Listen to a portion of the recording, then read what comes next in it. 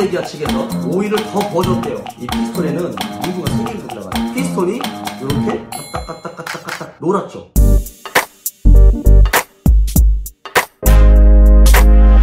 안녕하세요. 양심 중고차 이신영입니다. 자, 오늘 자동차 영상은 그 현대기아의 2.5 스마트 스트림 엔진의 오일 감소 문제를 박병일 명장님께서 엔진을 직접 뜯어서 어떤 부분에 문제가 있었는지에 대한 영상을 올리셨어요. 혹시라도 이해를 잘 못하시는 분들이 있을 수도 있을 것 같아서 이 시뮬레이션 자료들을 좀 가져왔습니다. 그래서 조금 더 알기 쉽게 설명드리는 영상을 찍어보도록 할게요.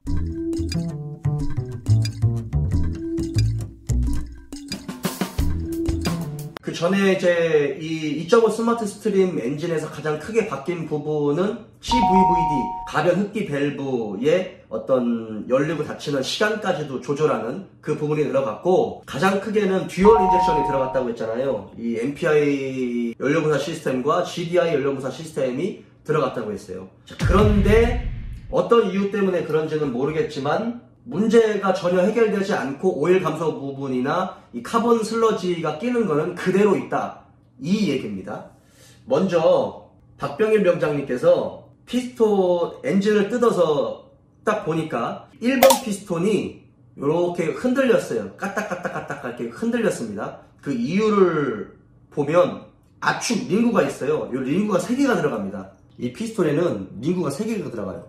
요게 이제 1번 압축링이고요. 뒤에 2번 압축링, 요 끝에 오일링, 링구가 3개가 들어가요. 피스톤을 딱 뜯어 보니까 피스톤 상부에 카본 슬러지가 굉장히 많이 꼈죠. 이게 3만 킬로가 안 된 차로 알고 있는데 굉장히 짧은 킬로수를 탔음에도 불구하고 카본 슬러지가 꽉 껴 있었어요. 밸브 시트면에도 카본 슬러지가 굉장히 많이 껴 있었고, 인젝터 노즐 끝단에도 카본 슬러지가 굉장히 많이 껴 있었습니다. 그리고 중요한 건 이 링구가 고착이 되어 있었어요. 1번 피스톤의 압축 링이 이게 이렇게 탄성이 이렇게 있어야 되는데요. 이게 탄성이 없이 이게 딱 고착이 되어 있었던 거죠. 링구가 있는 이유는 실린더에 딱 들어갔을 때 실린더 내벽하고 이 링구가 옆으로 딱 벌려지면서 압착이 돼요. 그러면서 이런 연료의 압축 압력, 그 다음에 엔진 오일이 위로 이렇게 올라가지 않고 다시 밑으로 떨어지도록 기미를 유지시켜주는 역할을 하거든요. 그러니까 이 압축 링구가 없으면 피스톤이 이렇게 놀면서 이게 허당이 돼요. 압축 압력이 다 새버려요. 그런데 끼로스를 짧게 탄 게 압축링이 1번 압축링이 고착이 됐다. 요 링구가 들어가는 이 부분을 여러분 랜드 부분이라고 하는데, 이 랜드 부분에도 카본 찌꺼기가 굉장히 많이 껴 있었어요. 그러면서 피스톤이 이렇게 까딱까딱까딱까딱 놀았죠. 그죠? 영상에서 보시면 원래 실린더가 이렇게 들어가잖아요. 그럼 이게 이렇게 상하 왕복 운동을 합니다. 그죠? 원래는 이게 까딱까딱까딱까딱 옆으로 이렇게 놀면은 안 되거든요. 틈은 있어요. 피스톤과 이 실린더의 이 간극은요, 0.02mm에서 0.035mm 정도가 이 적정한 그 기준값이에요. 그런데 최대치로 쳐서 0.2mm에서 0.04mm까지는 범위 안에 들어가 있습니다. 그런데 실제로 이렇게 딱 움직이니까 까딱까딱까딱 움직였어요. 그러니까 이 2.5 스마트 스트림 엔진이 2.0 누 엔진을 개량해서 만든 엔진이잖아요. 그런데 실제로 이렇게 육안으로 딱 보기에도 피스톤과 실린더 사이의 간극이 훨씬 넓었습니다. 그리고 보면 이 압축링이 고착이 되고 피스톤과 실린더 사이의 간극이 크다 보니까 얘가 이렇게 놀아요. 노는 겁니다. 그 미세하게 까딱까딱거리는 그 부분 때문에 얘가 문제가 생긴다고 라고 말씀하실 수가 있는데, 문제가 생길 수가 있어요. 원래 구조적으로 피스톤이요, 이렇게 상하 왕복 운동을 이렇게 하잖아요. 그런데 얘가 그냥 정직하게 위로만 올라갔다가 밑으로만 내려갔다가 하는 게 아니에요. 정직하게 이렇게 움직이잖아요. 그죠? 이 컷로드가 있으니까 얘가 이렇게 움직여요. 그러다 보니까 이렇게 올라갔다가 이렇게 내려갔다가 할 때 양쪽 측면에 이 실린더에는 압력이 치갑이 걸려요. 그래서 어쩔 수 없이 상처가 날 수밖에 없는 구조로 되어 있거든요. 그런데 간극이 넓어지고 피스톤 압축링이 고착이 돼가지고 더 좁아져 버리니까 얘가 더 노는 거죠. 그래서 어떤 현상이 일어나냐면 이게 피스톤 슬랩 현상이 일어납니다. 이게 자꾸 때려요. 이렇게 피스톤이 올라갔다가 내려갔다 하면서 이렇게 탕탕탕탕탕탕탕 이렇게 때리는 그런 현상이 일어납니다. 피스톤 슬랩은 피스톤과 실린더 간격이 넓어져 가지고 이렇게 움직이면서 상처가 나는 걸 피스톤 슬랩 현상이라고 합니다. 그러면서 이 쇠 부딪히는 소리가 나기도 하죠. 그런데 이게 자꾸 부딪히니까 무슨 현상이 일어나요? 피스톤 스커핑 현상이 일어나죠. 여기 보면 피스톤 이 스커트 부분에 상처가 났죠. 그렇죠? 얘가 자꾸 이렇게 부딪히면서 올라가니까 얘도 상처가 나고 실린더에도 상처가 나면서 이 스크래치가 깊어지는 겁니다. 근데 오일링하고 압축링이 그걸 막아주면 되는데 압축링도 이게 고착이 돼버리니까 이게 타고 올라가는 거예요. 오일이 타고 올라가면서 계속 연소가 돼버리는 거죠. 그러니까 엔진 오일대로 없어져 버리고 그러면서 미연소 가스, 블로바이 가스가 점점 더 많이 생기고 미연소 가스 안에는 여러분 탄화수소라는 안 좋은 배출가스의 농도가 굉장히 많이 생겨요. 그러니까 이제 완전 연소가 되면 이제 그런 일산화탄소나 탄화수소, 질소산화물 이런 것들의 농도가 좀 줄어드는데 미연소 가스가 되면 특히나 탄화수소의 양이 많아집니다. 탄화수소 안에는요, 이 탄소 알갱이들 있죠? 타다가 남은 이 끓음, 그리고 오일이 위로 올라와가지고 같이 타버린다고 했잖아요. 그러다 보니까 미처 타지 못했었던 오일의 미세한 입자들이 같이 있어요. 그게 이 카본 슬러지로 꽉 껴있는 거예요. 그래서 현대기아 측에서 오일을 더 부어줬대요. 원래는 뭐 한 4.2리터 정도 들어가는 건데 한 4.7리터, 8리터 정도 이렇게 좀 더 부어줬나 봅니다. 그런데 명장님 말씀으로는 오일을 더 부어줬다. 그래서 문제가 해결이 되는 게 아니라 오일량이 증가하면서 미연소 가스가 훨씬 더 많이 발생을 했다라고 말씀하셨어요. 그게 어떤 부분이냐면 이 실린더 안으로 공기가 이렇게 들어가는 관이 있거든요. 그 관을 이렇게 딱 뜯었는데 관 앞에 오일이 흥건하게 묻어 있었어요.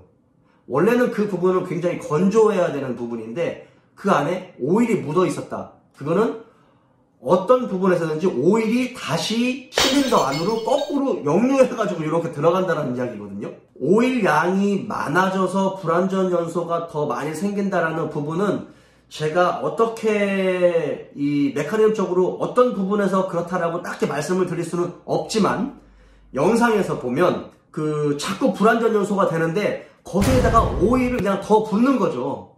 와, 이게 오일의 입자들이 더 많이 쌓이게 된 겁니다. 아까 말씀드렸다시피 불완전 연소에는 이 타다 남은 탄화수소도 있지만 엔진 오일에 미세한 입자들이 많이 있다고 했잖아요. 근데 그게 어떻게 흡기 다기관 안으로 들어갔냐면 엔진에는 오일 세퍼레이터라는 게 있어요. 그게 뭐냐면 이런 불완전 연소라든지 뭐 완전 연소가 됐다 하더라도 이 미연소 가스를 바깥으로 그냥 그대로 배출시키면 안 돼요. 그거를 한 번 더 재연소를 시켜야 되거든요. 근데 그러려면 오일 세퍼레이터라는 부분을 거쳐서 가게 돼 있어요. 오일 세퍼레이터가 무슨 역할을 하냐면 미연소 가스 안에 남아있는 잔량의 미연소 가스를 냉각을 시켜서 비중차로 인해서 엔진 오일은 밑으로 이렇게 가라앉아가지고 다시 엔진 밑으로 나가고 연기는 그쵸? 기체는 다시 순환을 시켜서 흡기 다기관 쪽으로 다시 들여보내게 되는 그 부분인데 이게 그 역할을 제대로 못하는 거죠. 그러니까 너무 미연소 가스가 많이 발생하니까 엔진 오일의 미세 입자들이 같이 들어가는 거예요. 흡기 다기관 쪽으로 일부가. 그래서 자꾸 소량이 이렇게 자꾸 쌓이는 겁니다. 근데 정말 짧은 키로수 한 2, 3만 키로 정도밖에 안 탄 차인데도 오일이 그렇게 흥건하게 묻어 있었어요. 그거는 사실은 이제 문제가 되는 거죠. 그 부분에 대한 문제도 이제 삼으셨습니다. 그리고 하다못해 인젝터 있죠. 인젝터 끝단, 노즐 끝단에도 카본 슬러지가 꽉 껴 있어서 명장님 말씀으로는 이렇게 인젝터에도 카본 찌꺼기가 껴져 있으면 연료를 제대로 분사할 수 있겠느냐, 제대로 된 연료가 분사가 되고 안개처럼 무화가 되지도 않을 뿐더러 연료 분사 각도가 있어요. 그냥 대충 팍팍 뿌리는 게 아니에요. 그 각도가 있는데 그 각도가 제대로 나오겠느냐라고 말씀을 하셨어요. 2.5 스마트 스트림 엔진에는 이 MPI 연료 분사 시스템과 GDI 연료 분사 시스템이 동시에 들어갔다고 했잖아요. 어떤 이유 때문에 얘를 적용시켰는지 모르겠지만 기존의 GDI 엔진에서 나오는 단점들, 아까 말한 이 카본 슬러지가 많이 끼는 이 부분 때문에 오히려 배출가스의 농도가 짙어지고 열점이 쌓여가지고 뭐 노킹이 생기고 뭐 이런 부분, 뭐 안 좋은 배기가스가 더 많이 나오고 이런 부분을 해결하기 위해서 MPI 시스템을 집어넣었습니다. 근데 MPI 시스템 같은 경우는 작동하는 구간이 그렇게 많지가 않아요. 엔진 바깥에서 연료를 뿜어줘가지고 이런 MPI 시스템의 장점인 흡기 밸브를 청소하면서 이렇게 들어가는 그런 장점을 좀 꾀하기 위해서 집어넣은 것 같은데, 저속에서 이 MPI 시스템이 작동을 하고 중고속으로 가면서 다시 GDI 시스템으로 작동을 하거든요. 근데 이게 MPI 연료 분사, 연료 압력이요, 이게 한 3에서 4바 정도밖에 안 돼요. 분사 압력이 굉장히 낮습니다. 그 다음에 간헐적으로만, 짧게 간헐적으로만 작동이 되다 보니까 피스톤 상부에 있는 카본 슬러지를 일부 청소해내는 이런 청소가 안 돼요. 그냥 GDI 엔진에서 나오는 문제점이 고스란히 그냥 그대로 작동이 되는 겁니다. 이 GDI 인젝터는요, 연료 분사 압력이 한 150에서 200바 정도가 돼요. 그래서 구조도 정말 다르고 무게도 정말 다릅니다. 얘가 높은 압력을 버텨야 되기 때문에 두껍게 만들어지는데요. 얘 사용 범위가 더 많은 거죠. 중고속에서는 GDI 시스템을 사용을 해야 연료를 조금 쓰면서 출력을 그만큼 뽑아낼 수 있는 부분이기 때문에 이게 문제가 계속 지속적으로 발생이 되는 겁니다. 이 MPI 시스템은 정숙하고 엔진이 좀 깨끗해진다는 장점은 있는데 이 연비를 높이거나 출력을 향상시키는 부분에서 한계가 있어요.